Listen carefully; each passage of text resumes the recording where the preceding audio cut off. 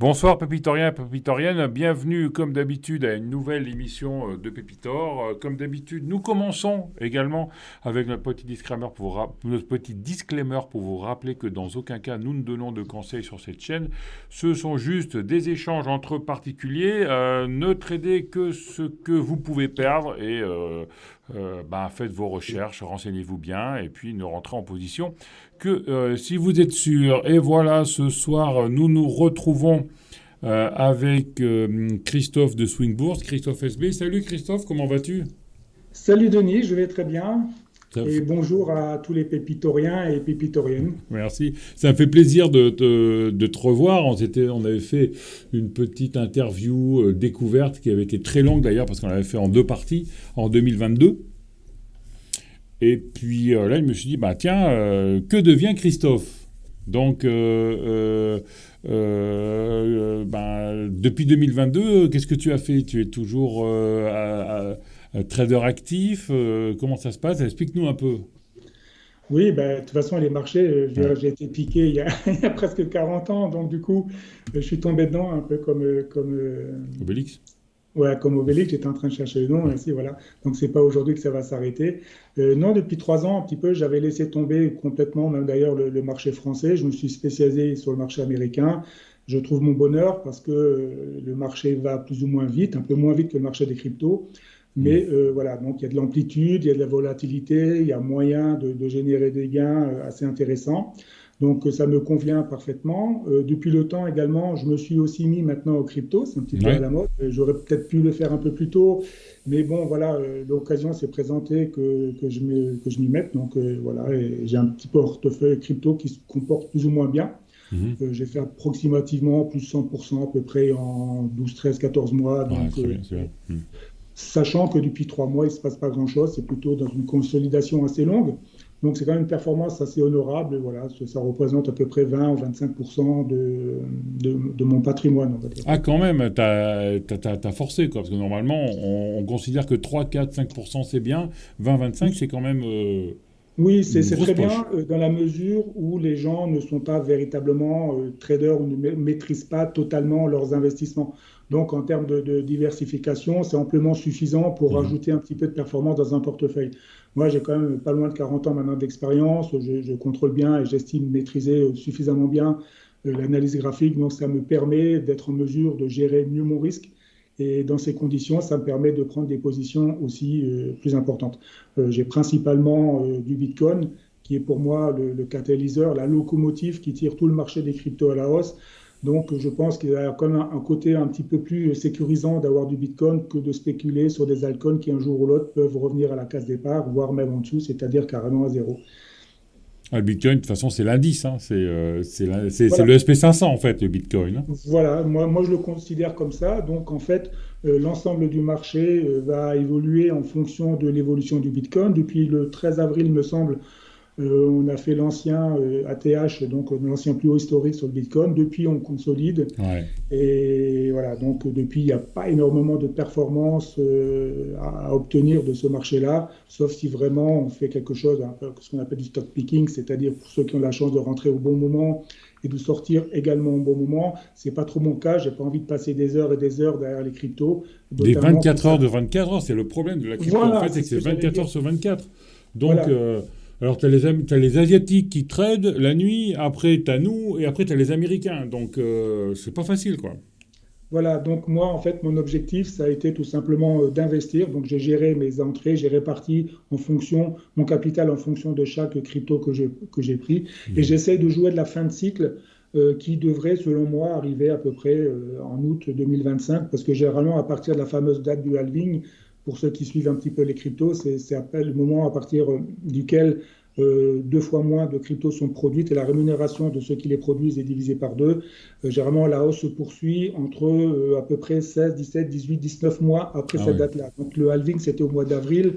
Je pense qu'on a encore à peu près 12 mois, 12, 13, 14 mois de visibilité devant nous pour arriver donc sur les ATH, donc sur le fin de cycle.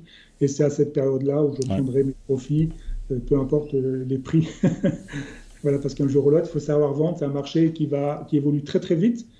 Et donc, s'il monte très vite, il va redescendre aussi très très vite. Parce Donc, que la dernière fois, on avait fait l'ATH en 4 mois. Hein. On était passé de 19 à 66. Je ne veux pas dire des bêtises. Je crois qu'on était passé de 19 en 66 en 2020 en 4 mois, hein, entre janvier et avril. Hein. oui, oui, ça va très très vite, très très vite. Voilà. On Donc, l'avait fait x3. Et là, on a refait la même chose. Moi, je suis rentré, malheureusement, au milieu de la hausse. Hein. Je suis rentré un peu en FOMO, parce que je disais, j'ai raté la sortie des 19. J'ai raté la congestion des 30. Et il y avait une congestion à 38 et je me dis, je ne peux pas la rater, quoi. Donc, je suis rentré sur la 38, j'ai serré les fesses hein, pour le petite consolidation habituelle parce que les mèches, il y en a.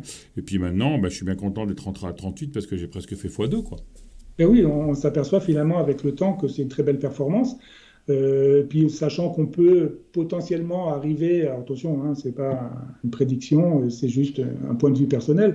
On peut, je pense, arriver assez facilement aux alentours de 150 000 dollars. Hmm. Et si on regarde certains professionnels, il y a Cathy Wood, il y a Robert Kiyosaki, Marc Minervini, enfin il y a plein de personnes qui voient le Bitcoin des fois à plus de 300 000, 400 000, 500 000 dollars. Donc je pense par contre que ça prendra beaucoup plus de temps quand même. Je ne pense pas que ce soit d'ici 12 mois. Mais même s'il arrive d'ici 5 ans ou 6 ans à ce montant-là, c'est quand même une très très belle performance et tu es rentré, Denis, à un cours vraiment très attractif. On verra ce qui va se passer, hein, parce qu'il ne faut pas penser que le Bitcoin a été créé suite au problème des subprimes en cas d'effondrement des monnaies fiat. Hein. Donc on verra ce qui peut se passer. Hein. On voit déjà là un peu avec les dernières élections, je ne vais pas faire de la politique, mais on voit que ça tourne un peu vers un peu l'extrême droite un peu partout en Europe, hein, en Irlande, en France, en Italie, en Allemagne, en Belgique. On va voir ce que ça peut donner un peu ces politiques, même si moi je pense que on a discuté un peu hors antenne que de toute façon ça va continuer pareil, que ce soit Pierre, Paul, Jacques ou Jean qui gouvernent. Mais bon, c'est vrai que ça peut être un sacré valeur refuge à un possible collapse de l'économie, quoi. Je pense que c'est surtout aux États-Unis qu'il faut regarder parce que c'est là où il y a le plus grand nombre en fait d'investisseurs crypto Mhm. et de plus en plus de candidats, dont Donald Trump et plein d'autres en fait, deviennent pro-crypto tout simplement parce Ah qu'ils oui. ont compris qu'ils ne peuvent plus faire autrement maintenant et que si jamais ils devenaient contre les cryptos, ils se mettraient à dos une certaine quantité d'électeurs. Donc, tous les présidents potentiels à l'élection de cette année deviennent pro-crypto. Donc, D'accord. si jamais ils viennent, soit l'un ou l'autre, à sortir, il y aura probablement des lois en faveur des crypto-monnaies. Et comme ça représente quand même un marché considérable, je pense que ça peut jouer en faveur des crypto-monnaies dans leur globalité. C'est-à-dire que la masse est arrivée trop grosse pour pouvoir maintenant l'interdire, quoi. Voilà, Alors probablement. maintenant, le but du jeu, ça va être de la contrôler. Alors, je ne sais pas comment ce sera possible, parce que normalement, ça a été fait de telle façon que c'est incontrôlable, justement, ou au contraire, que tout le monde le contrôle, parce que c'est décentralisé. Et on va voir un peu ce qu'ils arrivent à faire, s'ils arrivent à contrôler ce fameux Bitcoin. Parce qu'on sait exactement combien il va y en avoir, quand est-ce que sera produit le dernier Bitcoin, quand est-ce qu'on va les brûler, etc., etc. Mm. Plus le nombre de gens en fait qui ont des bitcoins dans des wallets qui ont perdu les passwords, etc. Donc c'est encore plus des bitcoins qui ne sont plus en circulation, quoi. Oui, oui, tout à fait. Mais dis-nous, ce qui est surtout important de comprendre, c'est que si effectivement ça n'est pas une arnaque monumentale, j'ai toujours ce petit doute, sachant qu'on ne sait pas vraiment qui est le fondateur, de me dire peut-être qu'un jour il y aura quelqu'un qui va déclarer, voilà, le fondateur c'est moi, on a fait ça, c'est une forme de test un peu, tu vois, pour voir comment va se comporter les gens face à des monnaies numériques. Mhm. Et aujourd'hui, bon, on le sait, tac, on arrête. Ça, c'est La ma vache. crainte. Ah, tu m'as fait peur là. Alors là, c'est complotiste plus. Ça. J'avais jamais Non, je entendu pense celle-là. pas. Ouais. C'est juste, non, non, c'est pas que je pense que ça va être comme ça. J'émets juste une petite hypothèse, une petite idée, parce que tout le monde dit voilà, le Bitcoin, il a De été toute façon, créé tu comme ne peux pas ça. l'arrêter parce que le code de création du Bitcoin, il est public. Et dans le code, il n'y a pas de moyen de le désactiver. Voilà, c'est ce que tout le monde dit. Donc, du coup, Donc, enfin, personnellement, je suis quand même beaucoup plus confiant que pas confiant.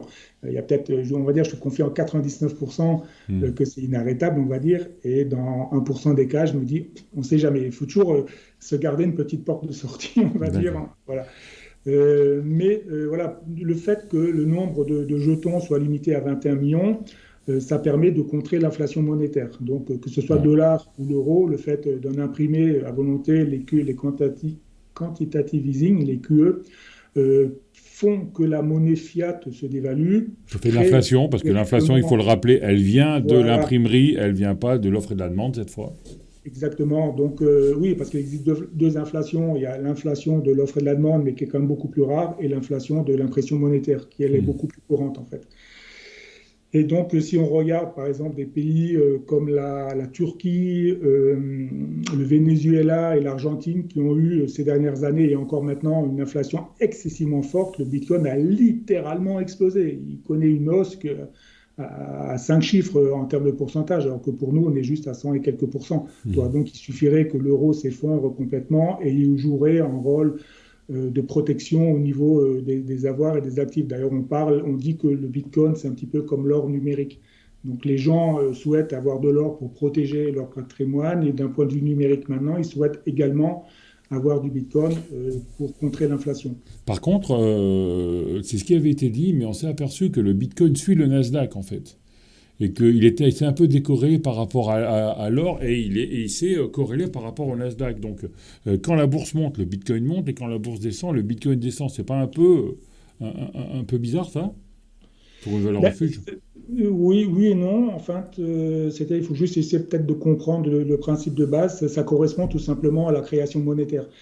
S'il y a de plus en plus de capitaux qui sont disponibles et qui tournent dans le marché, c'est les actions, mais c'est aussi les crypto-monnaies. Donc les gens, comme on le disait tout à l'heure, ils peuvent mettre 5, 10, 20% de leur actif, de leur patrimoine en crypto-monnaie ou en Bitcoin. Donc forcément, il y a une relation directe entre comme dirais-je, la liquidité.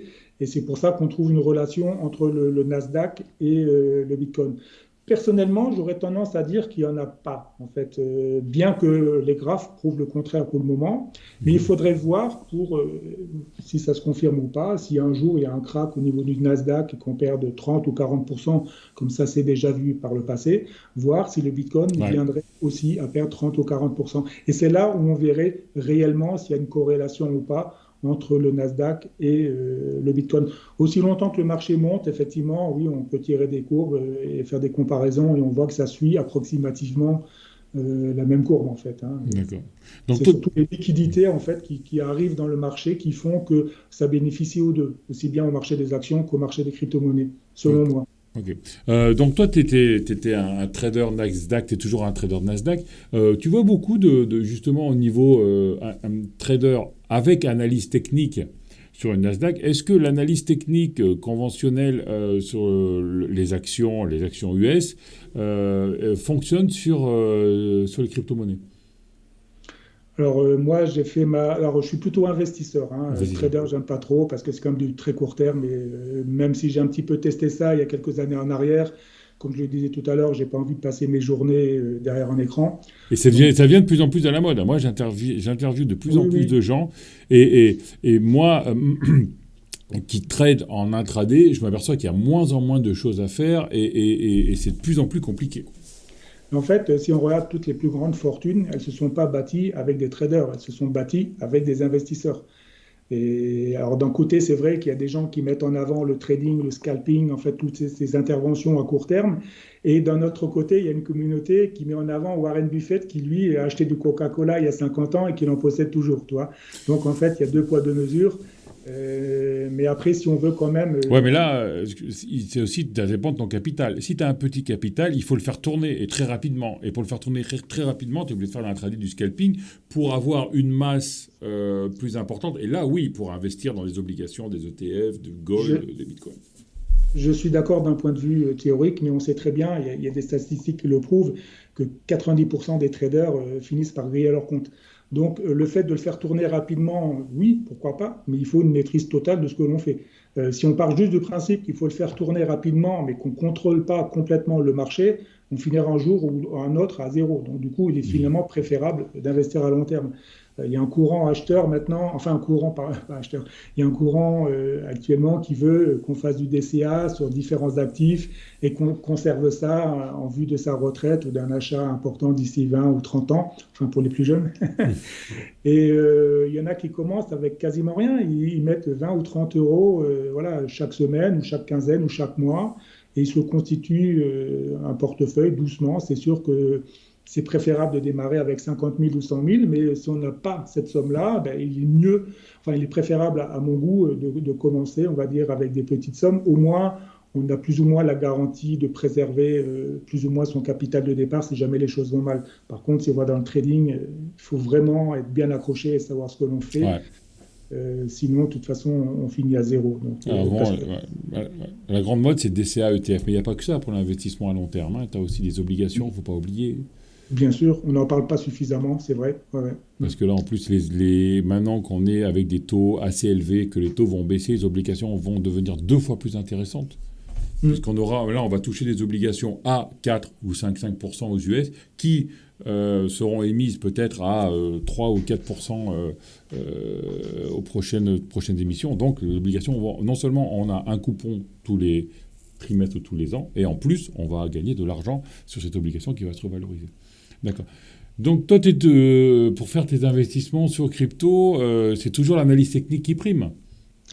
Voilà, donc moi, c'est l'analyse graphique principalement. Technique, pour moi, c'est plutôt les Mhm. indicateurs. En termes d'indicateurs, c'est assez restreint parce que plus on en a, plus ils se contredisent. Donc, la dernière fois, justement, qu'on avait fait la vidéo ensemble, j'avais bien expliqué comment j'utilisais la bande de Bollinger. Donc, je continue toujours d'utiliser les bandes de Bollinger, notamment pour trouver les excès baissiers et les excès haussiers, ce qui me permet soit de prendre position ou soit d'alléger ou de vendre lorsqu'on est sur un excès haussier. Et je complète tout ça avec des moyennes mobiles qui me donnent une indication sur la tendance et sur le côté dynamique ou non de la tendance. C'est-à-dire plus la moyenne mobile aura une pente importante, plus logiquement le sous-jacent est dynamique. Et plus la pente en fait est faible, voire neutre, nulle, moins il y a de dynamisme en fait dans l'actif dans lequel on investit. D'accord. Alors, le Bitcoin, la pente, elle est comme ça, normalement. Oui, oui, oui. Ben, justement, pour revenir à ça, toi, tu m'as dit que t'es rentré à partir de combien? Tu m'as dit Je dans le suis rentré Bitcoin? à. Il y avait une congestion. J'ai raté la Alors, congestion à 19, j'ai raté la hmm, congestion à 30, et je suis rentré congestion en 38 en disant, de toute façon, il y a le halving qui vient, donc ça va partir, et il faut que je rentre, oui ou oui. Et j'ai même pas attendu la sortie de la congestion, je suis rentré 2 3 jours avant, donc je me suis pris une mèche basse que j'ai tenue, et puis après, c'est parti par le haut. hmm. 38. Ouais, ben moi, j'ai commencé vers 25-26 000 à faire mes premiers achats dès que j'ai ouvert mon compte chez Binance, hein. Mhm. On va le dire, mais bon, c'est pas pour faire de la publicité. Et ensuite, justement, j'ai suivi les bonnes de Bollinger. Et à chaque fois qu'on avait des corrections et que le Bitcoin passait en dessous, j'en rachetais un petit peu. Ce qui fait que j'ai continué d'accumuler, mais toujours sur des excès baissiers, en fait. Et j'ai Mhm. construit mon portefeuille, ma base, si tu veux, sur des excès baissiers au niveau du Bitcoin. Donc, du coup, ben, dès qu'on est arrivé, il n'y a pas très longtemps, vers 71 000, j'avais donc une performance qui était très, très sympathique sur le Bitcoin, d'autant Mhm. plus que c'est ma plus grosse ligne. Sur l'ensemble du portefeuille crypto, le Bitcoin représente pour moi à peu près 35% du portefeuille, un D'accord. tiers. T'as quoi à part ce Bitcoin sur ton portefeuille? Alors, en seconde position, bah, j'ai l'Ethereum parce que bon, il y a quand même pas mal de gens qui sont convaincus que l'Ethereum est une très belle valeur, qui Mhm. vont réaliser de très gros profits dans le futur parce qu'il y a pas mal de cryptos qui fonctionnent sous le protocole Ethereum. Donc, à partir de ce moment-là, elle reverse en fait ce qu'on appelle des fees, donc des bénéfices Des droits à de gaz, ouais. Ethereum. Mhm. Voilà. Donc, ça peut être intéressant d'en avoir. J'ai à peu près 15-20% du portefeuille sur Ethereum. Donc, rien que ces deux cryptos représentent à peu près 50% Ouais. de mon portefeuille. Et ensuite, j'ai fait ce qu'on pourrait appeler, ce que j'appelle moi, un investissement mathématique. J'ai divisé le capital que j'avais, donc les 50% restants, je les ai divisés en 25 parts, en fait, ce qui m'a donné approximativement 2% par part. Et j'ai investi sur des cryptos qui se trouvaient dans le top 100, voire top 130 de capitalisation. Alors, une fois que tu enlèves les stablecoins, tout ça, il en reste moins que 130, il reste peut-être 110, 115 cryptos. J'ai regardé d'un point de vue graphique celle qui était le plus massacrée, toi, en C'est-à-dire me que toutes disant, les blockchains qu'il y a autour, genre Solana, Phantom, Luna, tout ça, tu as pris ou pas? j'ai pas regardé tout ça, j'ai juste regardé d'un point de vue graphique, tout D'accord. simplement les T'as valeurs. graphique, tu ne regardais pas ce qu'elle faisait, tu regardais pas si c'était des Non, layer parce que 1, des layer 2, mon non, niveau, d'accord. pardon, excuse-moi, mon niveau en côté fondamental crypto n'est pas Hmm, suffisamment développé, tu vois. Donc, il y a énormément de choses à comprendre. Déjà, un vocabulaire qui est hmm. relativement compliqué dans le monde des cryptos. Ensuite, il y a énormément de données, donc j'en ai déjà suffisamment avec les actions. Alors, je me suis contenté juste d'un investissement que j'appelle mathématique. Et on va partir du principe suivant. C'est un principe que tu connais bien parce que Christophe de Trend France le Ouais. dit souvent. Quand tu perds, par exemple, 90% d'un ancien plus haut, si tu veux, il te faut 1000% pour rattraper le point de départ. Tu vois. Ouais. Si tu perds 95%, il t'en faut 2000%. Et sachant qu'à chaque fois qu'il y a un gros bull run sur les cryptos, il n'est pas impossible de voir des hausses de 1000, 1500, 2000, 2500% sur certaines cryptos. Donc pour les obtenir, je suis parti du principe qu'elles doivent en fait partir du plus bas possible. Ouais. Donc, ma seule sécurité, c'était de sélectionner des cryptos dans un top, on va dire 125.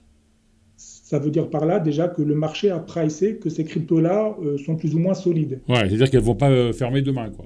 Entre guillemets, voilà, je ne suis pas allé chercher des Faut cryptos pas que tu en tombes sur le 400e Luna, quoi, en fait, hein. position. Pardon? Faut pas que tu tombes sur le Luna, par exemple, parce que. Oui, Ouais. mais même, toi, regarde bien, si tu as 20 cryptos ou 25 cryptos à 2%, même si tu en as 10 qui finissent complètement à zéro, mais Hmm. que tu en as 15, sur les 15, tu en as peut-être 10 qui vont faire plus 500% et 5 qui vont peut-être faire plus 1000%. Quand tu additionnes tout ça, tu vois que Ouais. l'ensemble de ta position est totalement gagnant. C'est ce qu'on appelle en fait les valeurs asymétriques quand tu investis dans des valeurs asymétriques. Et même si tu en as une seule, non peut-être pas une, au moins deux sur 25, deux qui vont gagner 2000%, tu vas en gagner 4000. Et si tu as donc les 23 autres qui perdent 100, tu vas perdre 2300. Donc tu fais 4000 moins 2300, il te reste 1007 et tu divises par 25, Ouais. on va faire le calcul, toi. Et grosso modo, ta stratégie te rapporte en moyenne plus 68% de gains. Ah, donc c'est bien, hein, intéressant, très intéressant. Il faudrait Voilà. que j'y pense. Moi, faut encore que je passe mon KYC sur Binance. Hein. Ils m'ont Mhm. refusé, donc maintenant je suis un peu sur des plateformes non pour faire un peu d'effet de levier, hein, parce que Mhm. moi je traite beaucoup de Bitcoin. Je pense que c'est le Bitcoin, comme tu dis, c'est le moteur. Et Alors, pour gagner un peu en volatilité, je prends un peu de levier. Pas beaucoup, hein, entre 5 et 10, hein, mais j'essaie de prendre un peu de levier. mhm. Et moi, je Oui, suis plus donc trader qu'investisseur aussi, hein. oui, voilà. J'ai un deuxième compte que j'ai ouvert un petit peu par la suite quand il y a eu un moment où Binance ne prenait plus les virements, tout ça. Donc j'ai créé un autre compte. Et je me suis amusé un petit peu à jouer avec le levier et je m'aperçois que finalement, j'ai deux performances qui sont diamétralement opposées. J'ai un compte, donc Binance, qui se comporte très très bien, hein, puisque je t'ai dit tout à l'heure, en 12, 13, 14 mois, je suis à peu près à plus 100%, sachant que depuis 3 mois, on n'a plus véritablement de nouveau plus haut, donc on n'a pas de performance Ouais, importante. Alors que l'autre compte, où j'ai joué sur les leviers, j'ai perdu pas mal, ouais, et je dois être à peu près, depuis que je l'ai créé, donc ça fait un peu moins d'un an, celui-ci, je dois être à moins 30%, tu vois. ouais. Et j'ai beaucoup moins de capitaux, donc à la limite, je l'ai créé un petit peu pour jouer, m'amuser. Et je m'aperçois que finalement, c'est vrai que le levier, ça fait rêver énormément de gens, mais même avec de l'expérience, on finit un jour ou l'autre par se Alors le levier, briser. il faut prendre, faut rester en position, être sûr et pas rester longtemps, parce qu'après il y a des frais Oui, qui sont, je sais pas comment ils sont calculés, parce que c'est jamais les mêmes. oui, oui, oui, ben c'est ça. Des fois, ils sont élevés, des fois, ils sont bas. Des fois, Mm. quand la tendance est baissière et que que tu es en call, le financement coûte rien. Quand la séquence est haussière et que tu es en call, ça coûte beaucoup. Donc, vraiment, le levier, c'est vraiment pour rentrer et sortir dans la journée, quoi. Oui, oui, alors tout dépend quel levier tu prends, hein. Alors au début, bien entendu, ben, comme tout le monde, je me suis un petit peu amusé. J'ai pris des leviers de 20, de 25 et j'ai vu vraiment que ça durait pas longtemps. Et après, je me suis dit, bon, on va essayer de travailler cette fois-ci un petit peu plus intelligemment en prenant juste des leviers de 2 ou de 3, en se disant, ben voilà, si je fais une Ouais. performance de 20% et que je fais un x3 dessus, ça fait quand même 60%. C'est toujours sympa, en fait. Et même malgré ça, comme tu dis, voilà, j'ai peut-être pas forcément. Parce que si tu veux faire 20% en une semaine, les frais de levier, en fait, c'est compté si tu as 10 000 euros, c'est compté sur 30 000 euros. Et ça va vite, hein, et ça va Oui, très vite, hein, les frais de levier. voilà, C'est-à-dire qu'en fait, il exactement. faut vraiment prendre l'accélération et dire, je rentre là et je prends et je sors. Mm. D'autant plus, ils sont facturés tous les 8 heures, donc 3 fois Ouais. dans la journée. J'ai remarqué que ça représente à peu près, alors c'est un chiffre, comme tu dis, vu que ça varie énormément d'une journée à l'autre, je crois que c'est à peu près 0,2% Tous par les jour. 8 heures. Ouais, moi, j'irais même plus. J'irais peut-être sur tous les Oui, 8 heures. enfin, Ouais, après, ouais. voilà, ça peut être un peu plus, un peu moins. Donc, ça correspond approximativement à 2 fois les frais de transaction sur une journée. Hmm. Donc, si tu les gardes, par exemple, 5 jours, donc une semaine, ça te fait 1%. Si d'un Ça autre te fait côté, tu 1%. Si tu gagnes, es en levier 10, ça te fait 10%. Il faut penser à ça, hein. Parce que c'est c'est 1% du montant 1% que du levier. Donc, moi je si sais. tu as 10 000 euros et que tu as 100 000 euros, c'est pas 1% de 10 000, c'est 1% de 100 000. Oui, Donc, c'est 1% du c'est montant investi. du montant Avec investi. le Donc, levier. ça fait, si tu es en levier 10, c'est 10% de ton capital. Donc, Oui, c'est oui, oui, énorme, oui, quoi. tout à fait. Oui, oui, ça peut aller très vite. Donc, il faut effectivement bien contrôler tout ça. Mais je crois que tout est fait, en fait, pour qu'on ne soit pas justement investisseur. Ça Exactement. serait trop facile, en fait, de Exactement. prendre un levier 3 et de rester 4, 5, 6 mois dessus Exactement. et d'avoir le jackpot, en fait. Exactement. Exactement, exactement. Parce Voilà. que de toute Donc, façon, ça le oblige Bitcoin, les c'est pareil. gens. Le Bitcoin, normalement, ne devrait pas avoir de problème. Là, il a fait une belle touchette sur les 55 000, qui est exactement les 50% de la dernière hausse. Ça a été chirurgical. Mais si tu es en levier, ben, les 55 000, tu restes pas, hein. Soit tu te fais Mm. liquider, soit ça te coûte trop longtemps. Ça fait 4 mois que qu'en est flat ou en consolidation, ben, tu perds tout. Voilà, Mm. alors, Mm. les commissions. Ouais. Très intéressant, Christophe. Voilà, sinon, je peux te citer les cryptos que j'ai. Donc, Oui, comme je t'avais dit, j'en avais 25. Il y a pas très longtemps, j'ai un petit peu arbitré. J'ai vendu les 5 plus mauvaises, en fait. Donc, il m'en reste plus que 20 maintenant. Et j'ai gardé en fait la somme récupérée pour faire un petit peu de spéculation, c'est-à-dire des swings sur l'espace de mais sans levier, hein, sur l'espace de 2, 3 semaines, un mois. Mais bon, actuellement, il n'y a pas de performance de ce côté-là. Alors, parmi les cryptos que je possède, alors je les cite hein, vraiment à titre, comment dirais-je, informatif. informatif, voilà, donc c'est ni un conseil ni quoi que ce soit. Donc j'ai Avax, j'ai Filecoin, j'ai ICP, j'ai VET, NIR, NEAR en fait, hein, GRT, Algo, AXS, Send, EGLD, Theta, FTM, Mana, Neo, Flow, Gala, Clé, Mina, AR et Cake. Mhm. Voilà, et j'en ai pas une seule qui est dans le rouge. Si on prend Avax, par exemple, j'ai plus de 272% par rapport à mon prix d'entrée. ICP, je suis à plus de 162. NEAR, je suis à plus 486. Theta, plus 215. FTM, plus 244. La plus grosse hausse, c'est AR avec plus Ouais, excellent. 639%. Donc, tu vois l'avantage, en fait, d'acheter vraiment au plus bas, au plus bas, au plus bas. C'est vraiment. Voilà. Sinon, les plus mauvaises performances actuellement, j'ai EGLD avec plus 17%. Et Euh, pourtant, Liglon, il n'y a pas beaucoup de tokens en circulation. Ils ont très très peu le tokenomics, il y a très très peu de tokens en circulation. ouais. La blockchain Elrond, ouais. Mm. Mais bon, je reste confiant. Comme je t'ai dit Oui, tout à oui. l'heure, j'ai investi d'ici avec un objectif vers août-septembre. En fait, je ne sais pas encore exactement, ça dépendra du marché. Donc 2025. Et je suis confiant qu'une hausse du Bitcoin va Bon. engendrer une hausse de toutes ces cryptos-là, toi. Donc pour le moment, elles sont très bien parties. Voilà, donc bah, j'en suis assez Ah, content. très bien, très bien. Donc, ben voilà, petite interview de Christophe, ben, qui est passé du Nasdaq et qui s'est diversifié avec les cryptos.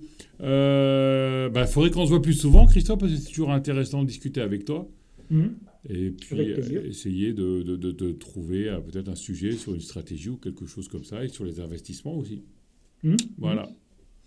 Merci pour tout, Christophe, et on se voit rapidement alors. D'accord, il n'y a pas de souci. Voilà, merci. Donc, comme d'habitude, si vous avez aimé, mettez un pouce, abonnez-vous à la chaîne et laissez des commentaires. Christophe et moi, on répond toujours. Merci, ciao, au revoir. Au revoir à tous, merci.